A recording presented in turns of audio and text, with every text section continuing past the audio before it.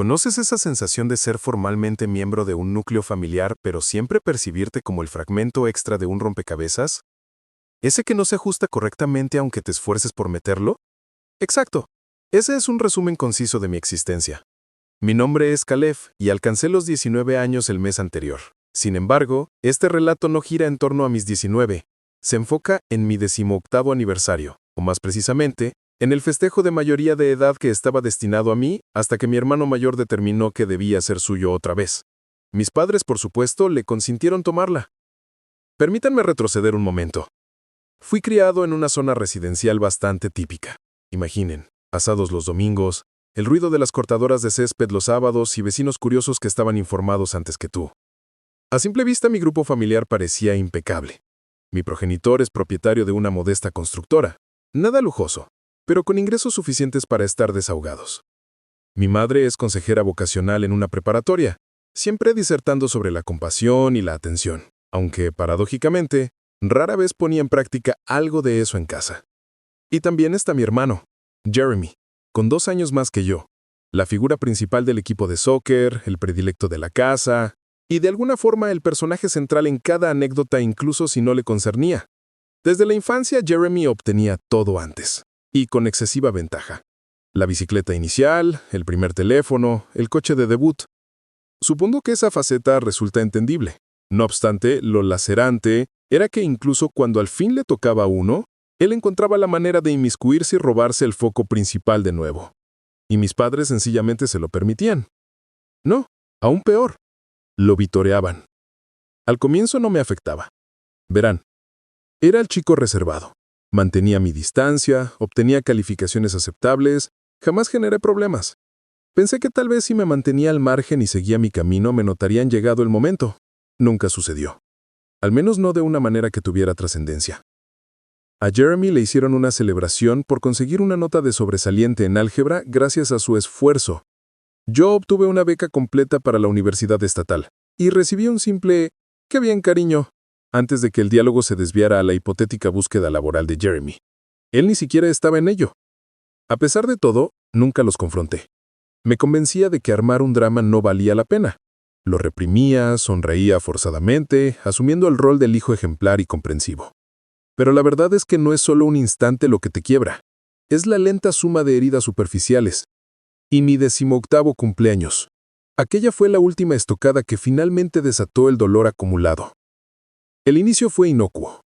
Un par de meses antes de mi natalicio, mi madre me preguntó si tenía ideas para la celebración. Algo sencillo. Propuse quizá una reunión en el jardín, pocos amigos, música, una fogata, un ambiente distendido. Ella se mostró genuinamente animada. Expresó que era una fecha significativa y quería hacerla memorable. Recuerdo esa frase de forma precisa porque la pronunció como si tuviera un verdadero significado. Comencé a colaborar en la planificación. Confeccionamos listas de invitados, elegimos el tipo de comida para encargar, incluso discutimos colgar aquellas series de luces que solo sacábamos para las fiestas patrias. Se sentía gratificante, como si por una vez la atención se centrara en mí. No aspiraba a una gran gala, solamente deseaba sentirme relevante. Y entonces, Jeremy retornó a casa por su receso de primavera. Se suponía que estaría fuera, estudiando, pero abandonó la carrera a la mitad del semestre. Declaró que no era lo suyo. A mis padres apenas les importó. Mencionaron que estaban orgullosos por haber descubierto lo que no quería, como si eso fuera una especie de hazaña. Entretanto, yo completaba solicitudes de becas en la misma estancia y recibí una insinuación pasivo-agresiva sobre que no me exigiera demasiado. En definitiva, Jeremy regresó e inmediatamente la dinámica del hogar volvió a girar alrededor de él. Se desplomó en el sofá como si nunca se hubiera ausentado. Vació la nevera, dejó ropa sucia en el baño y de pronto yo me convertí en una sombra. Mi padre retomó la costumbre de contar antiguas anécdotas de Jeremy en la cena, como aquel gol ganador que anotó cuando estaba en secundaria. Mi madre cocinó sus platillos favoritos 3 noches seguidas. Una tarde, bromeé sugiriendo que tal vez yo también debería desertar de la universidad, solo para recibir esa clase de trato privilegiado. Ella se rió creyendo que era sarcasmo. No lo era. Aproximadamente una semana antes de mi natalicio, la situación dio un vuelco. Volví a casa de la escuela un día y encontré a Jeremy y a mi madre en la cocina, riendo sobre álbumes de fotografías antiguas. Él me miró y exclamó: «Oye, ¿recuerdas mi celebración de los 18? Hombre, aquello fue tremendo». Ciertamente lo recordaba. Había sido un evento impresionante. Alquilaron un pequeño salón e invitaron a todos sus amigos. Hasta contrataron a un DJ. Mi asignación para mi fiesta era apenas un 10% de esa suma. Pero de nuevo, me mantuve en silencio. Entonces, Jeremy soltó la propuesta sin darle trascendencia. «¿Sabes qué? Sería entretenido», comentó, «si lo hiciéramos otra vez, como una segunda vuelta. Mis 18 fueron confusos. Apenas los tengo claros. Montemos un festejo, pero calmado esta vez. Jardín trasero, música, hoguera. Deseo revivirlo, pero con más calma». Me quedé paralizado. Mi madre le dedicó una sonrisa como si él hubiera solucionado un problema mundial. «Eso suena estupendo», afirmó. Parpadeé. «Disculpa, ¿qué dices?». Ella me dirigió una mirada, casi como si hubiese olvidado mi presencia. «Ay, cariño, no te preocupes. Todavía podemos juntar las celebraciones». «Yo no voy a cumplir 18 de nuevo», articulé pausadamente. «Solo estoy cumpliendo 18». Jeremy se encogió de hombros. «Sí, pero ambos estamos en etapas importantes, ¿verdad? La tuya se acerca, la mía es una especie de rememoración. O sea, no es importante. Una fiesta relajada, para los dos. ¿Qué problema hay?». Busqué la mirada de mi madre, esperando que interviniera. Cualquier cosa. Que pusiera un límite. Que le recordara que ese día era para mí. En su lugar, asintió con aire reflexivo. «Podríais incluso compartir la lista de invitados. Así todos disfrutan y resulta más bien una reunión familiar». Permanecí mudo. Tampoco confiaba en mis propias reacciones. Solo percibía el pulso acelerado de mi sangre en mis oídos. Aquella celebración especial que yo había estado organizando se había esfumado, requisada y asimilada en el tour nostálgico de Jeremy. La situación solo empeoró durante los días siguientes. Los adornos que ayudé a seleccionar fueron sustituidos por diseños que Jeremy prefería. Mi lista de invitados fue recortada porque no podemos invitar a mucha gente, cariño. Todavía es nuestro patio. Un pastel que yo deseaba fue rechazado por un sabor de predilección de Jeremy. Incluso me consultó si me molestaría ambientar con algunas de sus viejas playlists. Empecé a sentirme como un espectador en mi propio festejo, un extra en la película de otra persona. Mi padre no ofreció pollo alguno. Cuando le expresé que me sentía marginado, me replicó: «Es solo una jornada, Caleb, no lo magnifiques, deja que tu hermano se divierta también». Como si no me hubieran ignorado durante mis pasados 18 años de vida. Llegó el día de la celebración. Y debo enfatizar que no era mi fiesta. Desde el instante en que los asistentes llegaron, saludaron a Jeremy primero. «Hombre, Jeremy, de vuelta de la universidad. ¿No cumpliste 18 antes? ¿Es este tu evento?». Y él se reía, palmeaba espaldas y afirmaba: «No, hoy festejamos a ambos». Sin embargo, nadie se fijaba en mí. Nadie decía «feliz cumpleaños», a menos que yo lo mencionara. Mi nombre ni siquiera figuraba en el pastel. Y eso fue solo el comienzo de la velada. Lo que sucedió después, aquello que finalmente me hizo estallar, fue tan absurdo, tan humillante. Aún siento escalofríos al rememorarlo. Pero esa parte la reservaré para el próximo escrito. Digamos que abandoné la reunión antes de que encendieran las velas y no volví. No solo al evento, sino a ellos. La música sonaba a un volumen excesivo.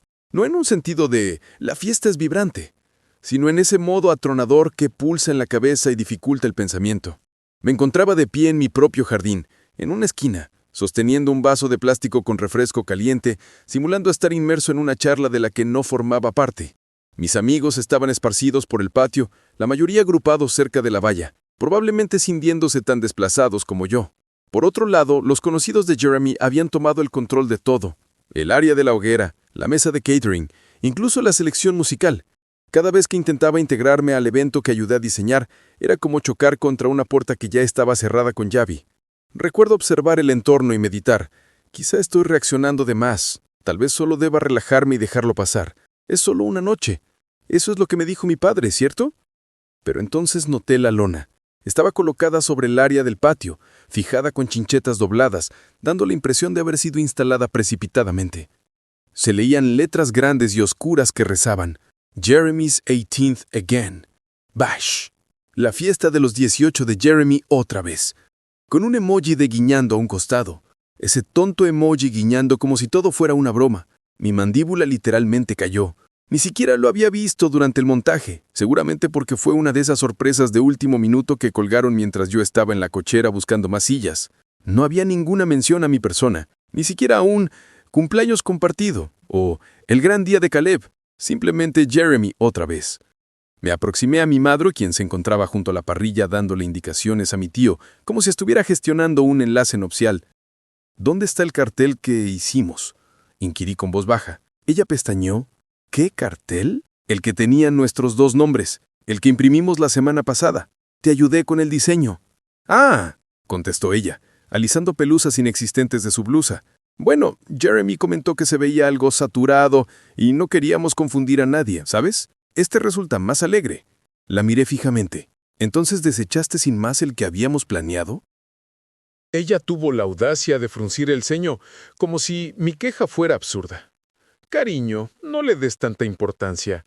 Todos saben que hoy también es tu aniversario. No, eso no era cierto. Nadie me había dirigido la palabra a menos que yo iniciara la interacción. Incluso los invitados de Jeremy me miraban con desconcierto, como si yo fuera el chico extraño del vecindario que se había infiltrado en la reunión equivocada sin querer. Me di la vuelta y me dirigí hacia la cerca, donde mis amigos estaban sentados. Mi mejor amigo, Kael, me dedicó una sonrisa tensa al acercarme. ¿Todo bien, hermano?, preguntó. Forcé un asentimiento. Viviendo la fantasía, totalmente. Ambos éramos conscientes de mi mentira, pero él no insistió. Valoré mucho ese gesto. Conversamos un rato intentando simular que la velada no era un desastre total, cuando de repente la voz de Jeremy se escuchó fuerte desde el lado opuesto del jardín. ¡Hey, todos! ¡Un momento de silencio! La música cesó, y la multitud enmudeció. Él estaba subido a una de las sillas del patio, con el vaso alzado, como si fuera a pronunciar un discurso trascendental. «Solo quería agradecerles por asistir a esta noche», sonrió. «Esta fiesta significa mucho para mí. Los 18 son un gran paso. Sí, sé que los cumplí hace un par de años, pero es algo simbólico, ¿no? Sentía que no lo celebré de verdad la primera vez. Así que aprecio que mi familia me haya ayudado a hacer esta noche especial. Gracias, mamá, papá, sois los mejores». Toda la gente aplaudió. Yo me quedé expectante. Esperé a que agregara, «Y feliz cumpleaños también para Kael», o «Hoy celebramos también a mi hermano». Algo. Pero no. Descendió de la silla. La música volvió a sonar y la gente lo rodeó con palmadas en la espalda y tragos. Sentí una oleada de calor en mi cuello, como una quemadura de sol. Mis oídos comenzaron a resonar y dudaba si era a causa de los altavoces o por el aumento de mi presión arterial. Eso fue todo. Aquel fue el instante, el momento en que entendí la verdad. No es que se hubieran olvidado. Sencillamente no les importaba. Kael se volvió hacia mí. «Tío, ¿qué sucede?» Negué la cabeza, lentamente. «Ya no más. Me rindo». Se puso de pie, con aire de preocupación. «¿A qué te refieres?» «Lo que quiero es irme. Kael, estoy exhausto de simular que esto está bien. No tengo intención de quedarme aquí solo para ser ignorado». Antes de que pudiera detenerme, crucé el jardín resueltamente, pasando la aglomeración, las luminarias, la fogata y la ofensiva pancarta. Mi madre me vio y levantó una mano, desconcertada. «¿Hacia dónde te diriges?», inquirió. «Afuera». «Pero todavía no cortamos la tarta». Me detuve, girando para encararla. «¿Habéis conseguido una tarta para mí siquiera?» Ella vaciló. «Adquirimos la preferida de Jeremy, pero es de chocolate. A todos les agrada el chocolate». No emití respuesta. Sencillamente me marché por la puerta. Detrás de mí distinguía cuchicheos. Alguien preguntó, ¿ese era su hermano? Otra voz respondió, no sabía que él participaba en la fiesta. Exacto. Kyle me siguió hasta la calle. ¿Quieres que te acompañe? Negué con la cabeza. No, quédate. Quizás llegues a disfrutarla. Él dudó, luego asintió. ¿Estás totalmente seguro? Sí, dije, intentando regular la respiración por la avalancha de sentimientos. Solo requiero estar lejos de este lugar. Caminé de vuelta a casa en completo mutismo. La distancia era corta, solo 20 minutos a pie, pero la sentí interminable. Cada zancada pesaba más que la anterior, como si arrastrara años de decepción a mis espaldas. Llegué a la vivienda, abrí la cerradura y me dirigí directamente a mi habitación. Me senté al borde de mi cama, con la vista fija en el suelo. No lloré, no lancé objetos, solamente me quedé inmóvil. Porque en ocasiones, no es el enfado lo que te destroza, es la serena convicción de que nada cambiará si tú no lo fuerzas. No regresé a la fiesta, no contesté a sus mensajes de texto más tarde esa noche. Mi dispositivo móvil vibró 2 veces, una notificación de mi madre, otra de Jeremy. Opté por no leerlos. A la mañana siguiente, me levanté al amanecer. Retiré de mi pared todas las fotografías donde salía Jeremy, viejos viajes familiares, celebraciones de cumpleaños, su graduación. Las guardé en una caja y las escondí en el armario. Luego fui a la cocina, me preparé el desayuno y dejé una nota adherida al refrigerador que únicamente decía: «No os preocupéis, no olvidé mi cumpleaños». No me dirigieron la palabra durante 2 días. Al tercer día, mi madre me interceptó en el pasillo. «¿Vas a continuar con esta actitud?», la miré. «¿Cómo? Como si te hubiéramos perjudicado. Solo buscábamos que Jeremy también tuviera una velada agradable». Ni siquiera logré replicar a eso. Como si yo hubiera tenido alguna vez una velada agradable por mérito propio. «Yo soy vuestro hijo también», declaré finalmente. Su expresión se entristeció. «Está siendo muy exagerado». Pasé a su lado sin pronunciar otra palabra. Aquella semana comencé a organizar mis planes. Planes serios. La universidad se acercaba y ya poseía la beca. Empecé a buscar residencia. A pesar de que mis padres ofrecieron que viviera en casa, lo rechacé. No quería tener ninguna obligación con ellos. Cuando finalmente me trasladé 3 meses después, mi padre me asistió cargando mis cajas al vehículo. Apenas intercambiamos palabras. Jeremy ni siquiera se presentó. Mi madre me dio un abrazo de despedida. «Llámanos si requieres algo, ¿de acuerdo?». Asentí, pero mis palabras carecían de honestidad. La universidad representó la emancipación. Por primera vez en mi existencia, ya no vivía con cautela extrema.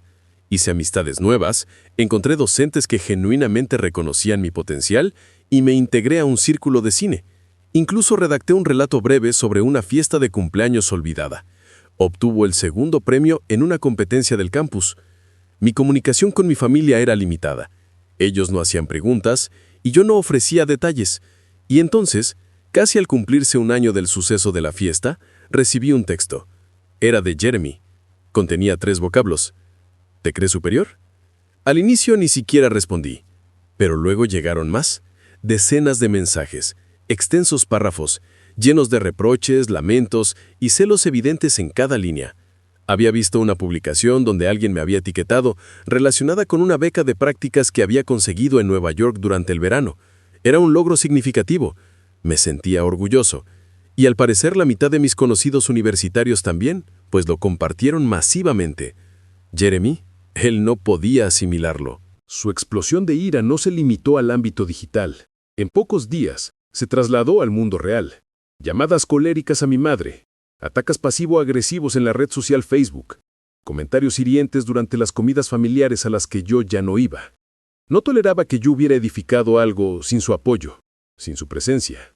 Pero el elemento más dañino, aquel que llevó todo al extremo, se materializó en la captura de pantalla de un grupo de chat familiar que Kyle me envió una noche.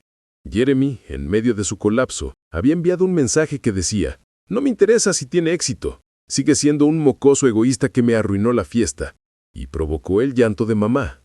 «Se siente por encima de nosotros porque se mudó. Veremos qué tanto aguanta sin el respaldo económico de papá». Y la réplica de mi padre fue: «Tranquilo. Regresará suplicando ayuda cuando la vida real le dé un golpe». Eso fue todo. Esa fue la deslealtad que no anticipé. Porque todo este tiempo pensé que quizás, solo tal vez, mi padre había sido el individuo silencioso y neutral, el que no tomaba bandos, solo buscaba la armonía. Pero no, él nunca me ofreció su respaldo tampoco. Y fue justo ahí cuando tomé la decisión de dejar de ser complaciente. Había guardado mi distancia, había mantenido un perfil bajo. Pero ahora, era el momento de que vieran con exactitud lo que el hijo olvidado era capaz de hacer. Existe una calma extraña después de una traición. No la que se experimenta tras un golpe físico, sino la que se establece cuando alguien en quien depositaste tu confianza te defrauda de un modo inesperado. Siempre tuve claro que Jeremy sentía cierto resentimiento hacia mí. Eso no era novedad, pero percibir a mi padre, mi propio progenitor, esencialmente dándole la razón, me hirió más que cualquier otra cosa. No por necesitar su dinero, lo cual no era cierto. Ya me lo ganaba yo mismo, sino porque en mi interior, una diminuta parte aún confiaba en que recapacitaría, que tal vez, al irme y mostrarles mi seriedad, alguien en ese hogar diría por fin, cometimos un error. Esa fantasía se desmoronó con ese texto. Regresará suplicando ayuda cuando la vida real le dé un golpe. Esas palabras se repetían incansablemente en mi mente esa noche. Estaba en mi habitación de la residencia, sentado en el borde de mi cama individual.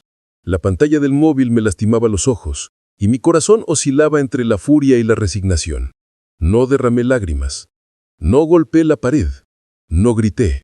Permanecí totalmente quieto mientras el peso de esa frase me invadía, suplicando, como si alguna vez hubiera dependido de ellos, como si no hubiese pasado años siendo ignorado, menospreciado, desplazado por el favorito con un brillo en decadencia. En aquel instante, descubrí una verdad fundamental. Mi propósito ya no era escapar de ellos. Ahora me dirigía hacia un futuro diferente, algo superior, un logro que no precisaba de su beneplácito. Sin embargo, para poder ascender, primero era necesario descender. Y de hecho me hundí. Mi segundo periodo académico impactó como un obstáculo inesperado. El entusiasmo de la autonomía se disipó rápidamente, y la obligación de demostrar mi capacidad me abrumó intensamente.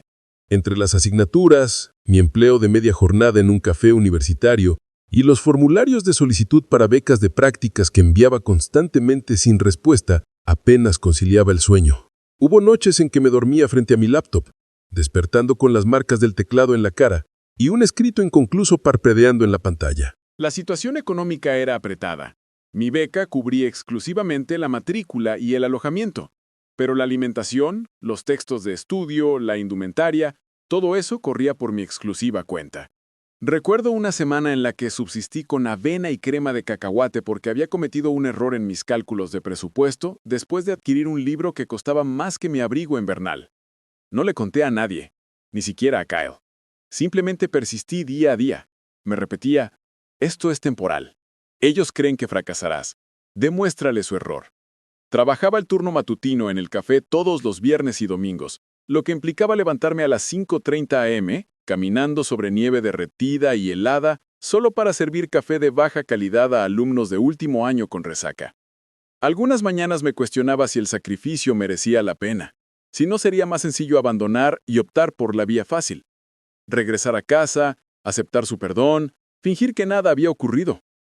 Pero entonces rememoraba la fiesta, la lona, la tarta, el mensaje de mi padre, y redoblaba mi esfuerzo. Tocar mi límite no fue un suceso instantáneo.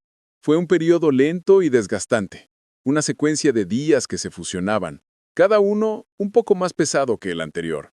No obstante, incluso en esa penumbra, comenzaron a surgir pequeños destellos.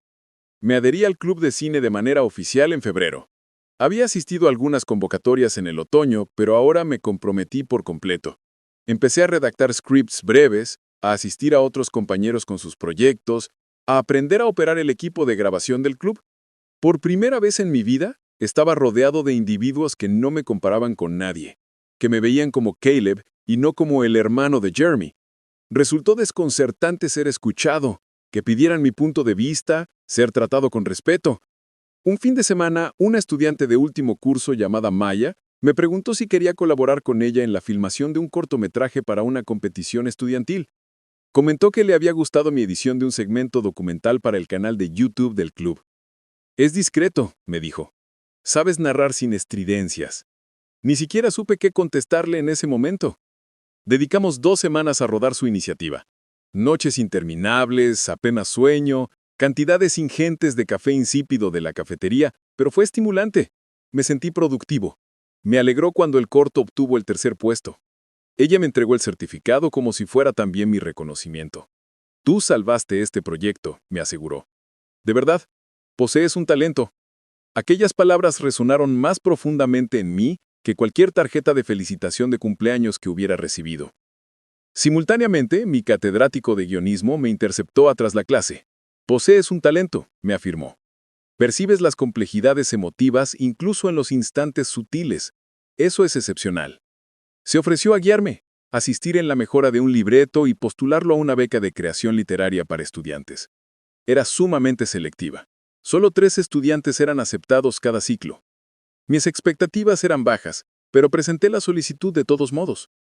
Entretanto, asumí un turno laboral adicional en la cafetería, comencé a impartir tutorías de redacción en inglés a alumnos en el centro de estudios, colaboré con Maya en otro proyecto audiovisual.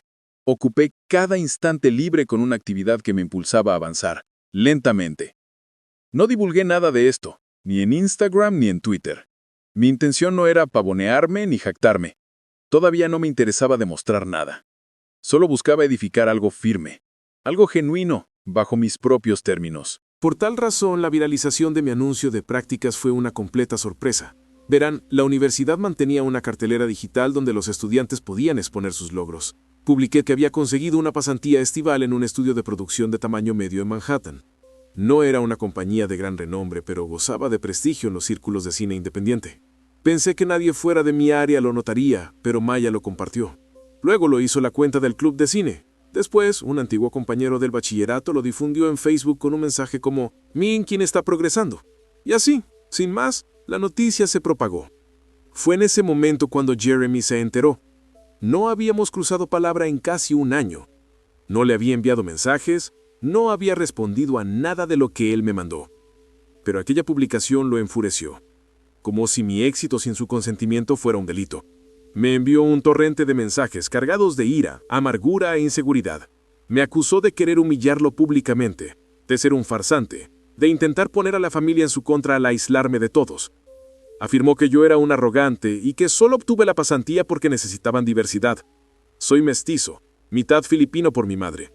No es que él alguna vez reconociera esa parte de mi identidad durante nuestra infancia. Pero el texto más revelador, el que articuló exactamente su mentalidad, fue: «Siempre has sentido envidia de mí. Reconócelo». Me quedé observando esa frase durante un buen rato. Envidia. ¿De verdad creía que yo había pasado mi vida anhelando ser como él? El individuo que brilló en la escuela secundaria, que abandonó la universidad tras medio semestre, que no soportaba no ser el punto focal ni siquiera por una noche. Habría sido cómico si no fuera tan penoso. No emití respuesta. En cambio, guardé la captura de pantalla, porque aquel arrebato no me concernía solo a mí. Trataba de su toma de conciencia de que ya no disponía de un espejo donde reflejarse. Yo me había apartado de la sombra y ahora él se veía forzado a confrontar sus propias debilidades. Las repercusiones de su berrinche se extendieron rápidamente.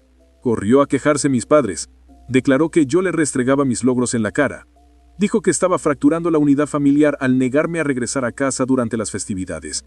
Incluso publicó una actualización en Facebook que me señalaba de forma velada por manipular a personas para obtener influencia, lo cual, otra vez, habría sido digno de risa si no fuera tan triste. Pero esta es la realidad sobre crecer bajo la sombra de otro. Una vez que uno se aleja, ellos pierden la capacidad de proyectarla. Yo continué mi trayectoria. Finalicé el periodo académico con un promedio de 3.8. Mi guión fue seleccionado para la beca. Pasé el estío en la ciudad de Nueva York dedicando muchas horas a trabajar por ingresos modestos, pero acumulando vasta experiencia. Entablé relación con individuos que me consideraban seriamente. Laboré. Adquirí conocimientos. Observé el funcionamiento interno de las producciones reales. Y cada vez que abordaba el metro o me sentaba en el escritorio de mi pequeño alojamiento, me recordaba a mí mismo que me había ganado este lugar. Cada instante. En mi antiguo hogar, Jeremy se precipitaba al abismo. No fui testigo directo, pero Kyle me mantuvo informado. Jeremy había retornado a la residencia paterna, desempleado, resentido, iniciando discusiones constantemente. Incluso intentó retomar la universidad local, pero desertó después de un mes, atribuyendo el fracaso de sus notas a profesores ineptos. Le recriminó a mi madre, lamentándose de que ella me permitía evadir toda responsabilidad. A pesar de que no les había solicitado ni una moneda desde mi partida, mis padres incrementaron la frecuencia de sus llamadas, no para ofrecer una disculpa. No, su orgullo seguía siendo un obstáculo, sino con sutiles manipulaciones disfrazadas de inquietud. «Te extrañamos», expresaba mi madre. «Jeremy está pasando por dificultades». Mi padre me envió un texto una vez. Sé que la situación se volvió complicada, pero continúa siendo parte de nuestra familia. Pero no me dejaría engañar. Aún no. No habían admitido sus acciones. No habían reconocido el favoritismo, el menosprecio, ni los años de silencio. Simplemente pretendían que todo volviera a la normalidad sin haber hecho méritos para solicitarlo. Y yo no tenía intención de regresar. No hasta estar preparado. Y cuando finalmente lo estuve, digamos que me aseguré de que mi retorno no pasara desapercibido. Existe una máxima que escuché una vez. La mejor venganza es disfrutar de una buena vida. Suena aforístico, distinguido, como algo bordado en un cojín de la consulta de un psicólogo. Sin embargo, la realidad es que esa frase fue escrita por alguien que jamás ha sido humillado por sus propios parientes en su 18º cumpleaños. Alguien que nunca ha tenido que aparentar bienestar, mientras que las personas que supuestamente debían profesarle amor parecían olvidar su existencia. Una vida plena era un punto de partida, claro, pero para mí no resultaba suficiente. Mi deseo no era meramente huir de la sombra familiar. Quería activar las luces y exponer ante todos quién había permanecido en la oscuridad todo ese tiempo. Deseaba que me vieran, no como el silencioso, no como el hermano de Jeremy, ni siquiera como el que se marchó, sino como el hombre que lo construyó todo sin su respaldo, y que pese a ello se erguía con más altura de lo que jamás imaginaron. Sin embargo, primero, requería calma, estrategia, minuciosidad. La represalia no se fundamenta en la ira. No implica gritar, confrontar o subir textos agresivos a Internet. Eso es lo que hizo Jeremy. Y observen su situación, quebrado, resentido y consumiéndose en su autocompasión en la casa de mis padres. No, mi acto de venganza debía ser discreto. Buscaba que ellos mismos lo propiciaran. Quería que fueran testigos de su desarrollo y que se dieran cuenta demasiado tarde de que habían sido los arquitectos de su propia caída. Todo se inició con una comunicación de Maya. Esto ocurrió algunas semanas después del término de mis prácticas de verano. Yo había retornado a la universidad, preparándome para el tercer curso, cuando me envió un mensaje de texto. ¿Recuerdas a Alex, el del certamen de cine? Va a lanzar una iniciativa. Desea conversar contigo. Alex era un productor que había conocido gracias al cortometraje de Maya el año anterior. De más edad, astuto, era uno de esos individuos que retienen nombres y estrechan tu mano como si ya tuvieras relevancia. No anticipé volver a tener noticias suyas. Coordinamos una videollamada. Fue directo. Estoy estableciendo una nueva unidad de contenidos digitales, anunció. Documentales breves, minifilms de patrocinio, material prioritario para plataformas sociales, talentos jóvenes, perspectivas renovadas. Quiero que formes parte del equipo de guionistas. Parpadeé. ¿Es decir, remunerado? Se rió. No con un salario elevado, pero sí el suficiente. Y se gestiona a distancia. Puedes compaginarlo mientras finalizas tus estudios. Serías el integrante de menor edad en el equipo. ¿Te interesa? Ni siquiera necesité meditar. Por supuesto, al 100%. El empleo no fue espectacular al comienzo. Redactar scripts para narración, elaborar esquemas para relatos de interés humano de 5 minutos, verificar datos en transcripciones de entrevistas, pero era un trabajo legítimo. Era parte de la industria y estaba creando contactos. Continué mi labor en la cafetería durante los fines de semana, pero la ocupación digital me otorgaba flexibilidad y, aún más crucial, reputación. Aquello constituyó la primera fase. La segunda fase se presentó cuando a uno de los directores dentro del círculo del estudio, un hombre llamado Rafi, le agradó un guión breve mío. Se trataba de una obra sobria e introspectiva sobre un universitario distanciado de su familia que intentaba forjar una vida por su cuenta. Omití mencionarle que era esencialmente mi historia personal. Él declaró, «Esto tiene fuerza. ¿Has considerado dirigirlo?» No lo había considerado seriamente, pero la noción se incrustó en mi mente como una chispa a punto de encenderse. Así que empecé a diseñar el plan. Dediqué semanas a reformular el libreto, optimizando los diálogos, intensificando los giros emocionales. Se lo remití a Maya, quien me proporcionó críticas francas y contundentes y me ayudó a refinarlo hasta transformarlo en algo de lo que me sentía verdaderamente satisfecho. Posteriormente, lo presenté al Fondo de Financiación Cinematográfica del campus. Me asignaron una ayuda económica de $3,000. No es una suma elevada en el ámbito del cine, pero era suficiente para iniciar. Iniciamos la filmación ese otoño. El equipo era reducido. Yo, Maya, 2 actores del Departamento de Arte Dramático y una cámara prestada del club. Utilizamos edificaciones universitarias, dormitorios e incluso un restaurante de carretera en la calle principal como locaciones. Lo titulé Hijo Secundario. No revelé la verdadera esencia de su contenido, pero volqué mi alma en esa producción. Cada rencor silenciado, cada humillación discreta, cada instante en que fui ignorado, minimizado o pasado por alto, todo se plasmó en el guión, en las interpretaciones, en la iluminación fría y la melancólica partitura de piano. Pasé 2 noches componiendo con GarageBand. El plano final se enfocaba únicamente en el rostro del personaje principal, sentado en medio de su propia celebración de cumpleaños, rodeado de bullicio y personas, sintiéndose absolutamente solo. La cámara se retiró lentamente hasta que su figura se vio diminuta, ignorada en el margen de la composición visual. Al ver la edición definitiva, mis ojos se humedecieron. No por aflicción, sino porque por fin sentía que alguien me percibía, incluso si ese alguien era mi propia persona. Inscribimos el cortometraje en un festival regional para estudiantes de cine. Mis expectativas eran modestas, había producciones de mayor envergadura, narrativas más ostentosas, películas con presupuestos y equipos profesionales. Pero Hijo Secundario alcanzó la ronda final y resultó vencedor. Ganó mejor cortometraje y mejor guión original. Un catedrático de otra institución se acercó después, me estrechó la mano y comentó: «¿Esa escena final? Hace años que no me conmueve algo de esa manera». Y es en este punto donde la situación comenzó a tornarse más interesante. Resulta que una de las evaluadoras de aquel jurado era una exalumna de mi preparatoria. Una mujer llamada Laia, que actualmente se desempeñaba en asesoría de medios. Ella recordaba mi nombre no por referencias a Jeremy, sino porque yo había sido discreto y atento en su asignatura de periodismo durante mi último año. Me contactó después del festival y me dijo: «Esto podría parecer extraño, pero conozco a tus padres». Sentí un vuelco en el estómago. Ella prosiguió: «Aún residen en Westwood, ¿no? Son personas agradables. Tu hermano también». Me mantuve en silencio. Ella me dedicó una sonrisa cordial. «Bien, si en algún momento necesitas asistencia para conseguir difusión mediática para la película, pequeños diarios locales, tal vez una reseña online, tengo contactos». Le agradecí con cortesía. Acto seguido volví a casa y comencé a reflexionar. Difusión. Una reseña en la zona. Un foco de atención en mi ciudad. Esa era la tercera fase. Yo no ansiaba la celebridad. No aspiraba a ser un ídolo de las plataformas sociales, ni una promesa del cine independiente, ni ninguna clase de figura admirada. Solamente buscaba una cosa. Quería que la narrativa, la historia de la que intentaron eliminarme, regresara y se depositara justo en su umbral. Por lo tanto, envió una copia de Hijo Secundario a un blog artístico local menor que cubría talentos de la región. Al redactor, un joven llamado Deb, le fascinó. Comentó que era una representación conmovedora y emocionalmente veraz del silencio familiar que se transmite entre generaciones. Publicó una crítica la semana siguiente.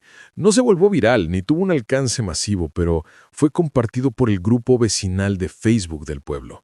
El mismo grupo que mi madre consultaba constantemente. Y de pronto, la gente de Westby entera estaba hablando de ello. Los progenitores etiquetaban a otros padres, profesores con los que no había hablado en años dejaban escritos como: «Siempre supe que Caleb lograría grandes cosas». Algunos de los padres que eran cercanos a Jeremy en su época de jugador de fútbol lo compartieron con textos como: «Una obra tan impactante y realizada por uno de nuestros vecinos».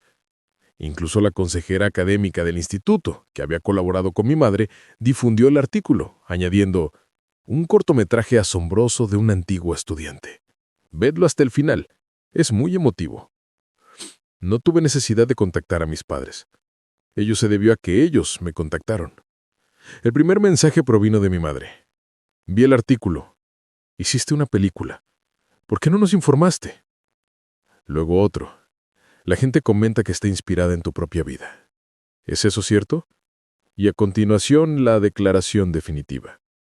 «Siento que nos estás retratando como antagonistas. Eso no me parece justo». Opté por no contestar. Ella me contactó por teléfono. Dejé que la llamada siguiera su curso. Mi padre me envió un mensaje posteriormente. «Esto constituye un acto de mala fe. Independientemente de tus resentimientos, hacerlos públicos no es la manera de resolverlos».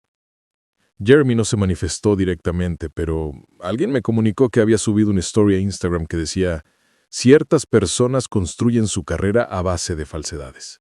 Felicidades, supongo. Solté una carcajada al verlo. Estaban agitados y yo ni siquiera había actuado contra ellos. Solo expuse la verdad, moldeada como ficción, cubierta de fotografía cinematográfica y acordes de piano delicados. Y ese fue el instante en que fui consciente de mi influencia. Ellos habían dedicado años a manipular el relato. Jeremy, el favorito. Caleb, el espectro silencioso, el hijo menor. Pero en ese momento, la atención de toda la comunidad se posaba sobre mí. Y el elemento culminante de mi estrategia se concretó cuando mi universidad anunció su exposición /diagonal gala anual de exalumnos, programada en mi pueblo natal. El director del departamento me contactó, indicando que proyectarían una selección de trabajos estudiantiles como parte del evento. Me consultó si me gustaría presentar Hijo Secundario personalmente antes de su exhibición. La función se llevaría a cabo en el Teatro Comunitario de Westwood, a solo 3 cuadras de mi residencia de infancia. Acepté, y además adquirí 2 entradas adicionales. Porque si algo he aprendido es que no es necesario sabotear el festejo ajeno cuando puedes organizar uno superior y enviarles la invitación. Existe una clase de silencio particular que solo se encuentra en las salas de cine. Es distinto a la quietud de una biblioteca o un templo. Se siente más denso, zumbante. Es la respiración colectiva contenida de un centenar de personas concentradas en el mismo encuadre, la misma narrativa. Y aquella velada, la noche en que mi cortometraje Hijo Secundario debutó en mi localidad, yo permanecí de pie en la parte trasera del Teatro Comunitario de Westwood, observando cómo la audiencia entera se sumergía en esa quietud. Filas de butacas de terciopelo carmesí se extendían ante mí, repletas de desconocidos, vecinos, profesores y estudiantes. Pero en la quinta fila, ligeramente a la izquierda del centro, se distinguían 3 contornos muy conocidos. Mi progenitora, tiesa en su chaqueta formal, mi padre, con los brazos rígidamente cruzados sobre el pecho, y Jeremy, tan hundido en su asiento que parecía que intentaba fusionarse con la tapicería. Yo no les había hablado en casi 2 años, sin llamadas, sin visitas. Las últimas comunicaciones entre nosotros habían sido reproches, evasiones, silencio. Y a pesar de ello, estaban presentes, habían asistido. Sabía que lo harían. La universidad había presentado el acto como una celebración del talento local. Insertaron mi nombre en la publicidad, compartieron el evento en línea, y en cuanto mi madre lo vio publicado por la presidenta de la Asociación de Padres, quien añadió un texto que decía: emocionada de ver la obra de Caleb, suena impactante. Supe que le sería imposible abstenerse, no por extrañarme, sino por su aversión a ignorar los murmullos de la gente. Así que los obligó a ir. Probablemente convenció a mi padre de que era un gesto de apoyo y sobornó a Jeremy con la promesa de figurar en público. La paradoja era tan intensa que resultaba asfixiante. Finalmente asistían a mi evento, no para apropiárselo, no para modificar el relato, sino para permanecer sentados en la penumbra y presenciar cómo la verdad se revelaba plano tras plano. Las luces se atenuaron, la pantalla se encendió, e inmediatamente mi voz inundó la sala. Yo mismo había grabado el preámbulo, un breve saludo a los espectadores antes del inicio del filme. Mi rostro apareció en pantalla, ahora más maduro, más sereno, más agudo de lo que seguramente recordaban. Hola, soy Caleb Wren, declaré. Escribí y dirigí Hijo Secundario como una manera de procesar el mutismo, esa clase de quietud que se acumula con los años hasta que uno empieza a creer que su voz carece de valor. Esta narración no se limita a mi persona. Abarca a cualquiera que haya sido hecho sentir imperceptible dentro de su propio núcleo familiar. Espero que os motive a ser más receptivos, en particular con aquellos que creéis que ya conocéis completamente. En ese instante comenzó la proyección. La cinta se inició con un encuadre sereno de una celebración de cumpleaños en pleno desarrollo. Carcajadas, música, el sonido de copas. Sin embargo, la cámara se enfocó en un único individuo, el personaje central, sentado en el borde de la mesa exterior, parcialmente visible, completamente olvidado. Conforme la trama avanzaba, las similitudes eran obvias. Secuencias de predilección, historias alteradas, abandono emocional. Instantes en los que el protagonista intentaba hablar y era inmediatamente desestimado con frases como «no seas tan susceptible» o «¿por qué no puedes simplemente alegrarte por tu hermano?». Y después llegó la secuencia de la fiesta. el momento culminante y doloroso. La cámara hizo un acercamiento a la multitud cantando al individuo equivocado. Las candelas sopladas por otra persona, el protagonista observando en el fondo con un pastelito en la mano, completamente aislado. Se escucharon aspiraciones contenidas. Varios asistentes se removieron en sus butacas. Dirigí mi mirada hacia la fila 5. Jeremy miraba fijamente al frente, con la mandíbula tensa. Mi padre mantenía el rostro inexpresivo. Mi madre se presionaba la mano contra los labios con la vista clavada en la pantalla, como si no pudiera desviar la atención, o quizás como si finalmente estuviera comprendiendo. Al pasar los créditos, el silencio persistió. Más profundo ahora, más denso, seguido después por la ovación. Primero lenta, luego sostenida. Avancé desde el fondo de la sala hacia el pequeño atril cerca de la pantalla. Agradezco a todos su presencia, dije. Mi tono de voz era seguro, en calma, sin resentimiento ni drama. Narrar esta historia resultó ser arduo, no porque ignorara los hechos, sino porque por mucho tiempo creí que tal vez carecían de importancia. Pensé que quizás la perspectiva de los sucesos que yo recordaba no merecía ser verbalizada. Dirigí la mirada hacia la fila 5. Pero la pasividad tiene consecuencias, y en ocasiones la gente más callada es portadora de las verdades más resonantes. Por ello, esta noche, mi intención era rendir tributo a esas verdades. Nadie aplaudió de inmediato. No hasta que me retiré del micrófono. Pero mientras avanzaba por el pasillo, decenas de personas se acercaron. Me estrecharon la mano, me palmearon el hombro, expresando comentarios como «me impactó profundamente» o «me sentí identificado» o simplemente «gracias». No giré para comprobar si mis padres o Jeremy permanecían. No era necesario, porque ya fuera del teatro, mientras estaba resguardado bajo el saliente, absorbiendo la brisa fresca de la noche, escuché mi nombre. Caleb. Era mi madre. Se aproximó sola. Mi padre y Jeremy no estaban a la vista. Su tez se veía lívida bajo la iluminación exterior. No por pudor, sino por algo de mayor peso. Pudo ser remordimiento o la certeza de que el hijo al que había ignorado se había transformado en un hombre al que no lograba reconocer. Aquello fue muy intenso, comentó. Me quedé en silencio. Ella dirigió la vista hacia sus manos antes de volver a mirarme. Habrías podido dialogar con nosotros. Elevé una ceja. Lo intenté, pero simplemente no prestaban atención. Ella hizo una mueca de dolor, sin contradecir mi afirmación. ¿Así es como lo recuerdas verdaderamente? Sí, respondí con la convicción tajante e inmutable de alguien que había aguardado mucho tiempo por esa pregunta. Ella tragó audiblemente. No imaginé el grado de tu dolor. Porque jamás te detuviste a observar, repliqué. Porque tu enfoque estaba totalmente puesto en asegurar que Jeremy tuviera una vida perfecta, incluso si eso conllevaba permitir mi completo desvanecimiento. Se aproximó un paso. No eres invisible, Caleb. Sentimos afecto por ti. Sonreí con un gesto leve y melancólico. Quizá, pero el cariño desprovisto de esfuerzo es meramente ornamental. Ella no profirió más palabras. Simplemente permaneció allí, con los labios entreabiertos, con el deseo de decir algo más. No obstante, no quedaba nada esencial que ofrecer, ninguna excusa que pudiera remediar la situación, ninguna solución rápida que pudiera anular el historial de desatención de tantos años. Así, giré sobre mis talones y me retiré del lugar. Al llegar a la esquina del bloque, Jeremy estaba inmóvil cerca de mi automóvil.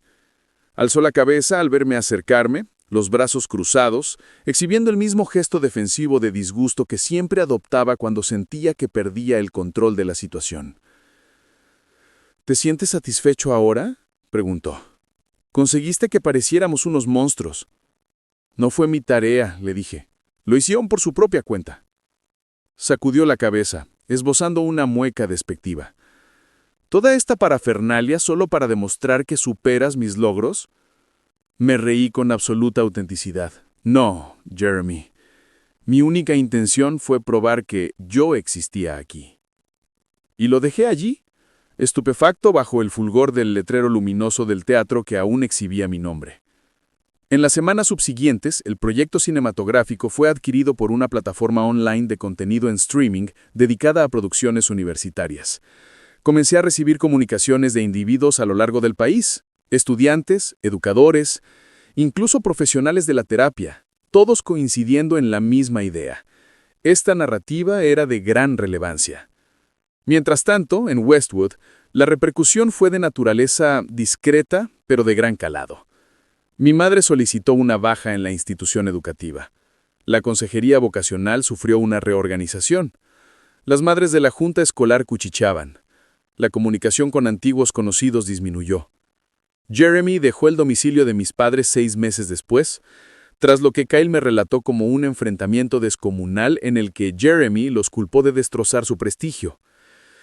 Transitó por diversos empleos, probó con un canal de YouTube, fracasó en su intento y finalmente abandonó sus publicaciones por completo.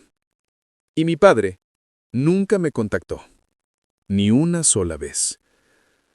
Esa omisión me transmitió más claridad que cualquier posible disculpa. Pero yo continué avanzando. Me gradué con máximos honores, fui contratado a jornada completa por la misma productora que me dio mi primera oportunidad. Me instalé en un pequeño apartamento con pisos crujientes y una vista panorámica de la ciudad que hacía que cada noche de vigilia valiera la pena. Continué mi labor de escritura, seguí grabando, narrando historias para aquellos a quienes se les había hecho sentir insignificantes. Y cada año, al llegar mi cumpleaños, enciendo una vela. No porque necesite formular un deseo, sino porque a veces el resplandor más diminuto es suficiente para derribar una narrativa falsificada completa. Ellos construyeron su propia historia alrededor de Jeremy. Sin embargo, yo fui quien redactó la conclusión. Y esta es mi versión.